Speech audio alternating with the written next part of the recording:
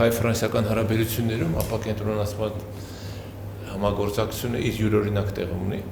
Դա իր պատմությունը ունի, որ 90-ականներից է գալիս, բայց ավելի ընդգծված եւ ավելի կարեւորություն է ստացել հատկապես 2020 թվականից հետո։ Պայմանավորված են իրադարձություններում, որ տեղի ունեցան Հայաստանում, Լեռնային Ղարաբաղում, եւ շնորհակալություն եմ հայտնում ձեզ այն աջակցության համար, որ ցուցաբերել եք դուք որպես նաեւ տեղական իշխանություններ։ Եվ ձեր հայտարարությունները, ձեր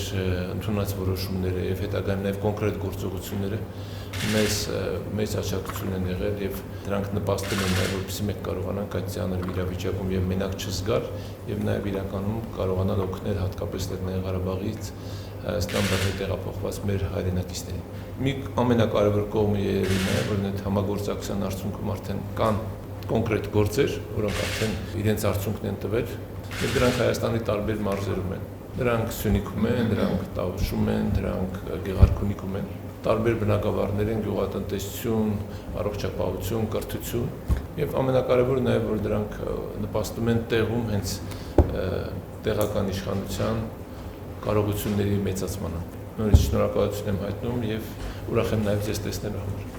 Merci Monsieur le Président de votre temps et d'avoir bien voulu. Պարոն նախագահ, շնորհակալություն ձեր հատկացրած ժամանակի եւ մեր պատվիրակության հյուրընկալերի համար։ Եթե այս ապակենտրոնացված համագործակցության համաժողովը հաջողությամբ պսակվեց, այդ առիթով միայն պետք է շնորհակալություն հայտնել հայ եւ ֆրանսիական տեղական իշխանություններին։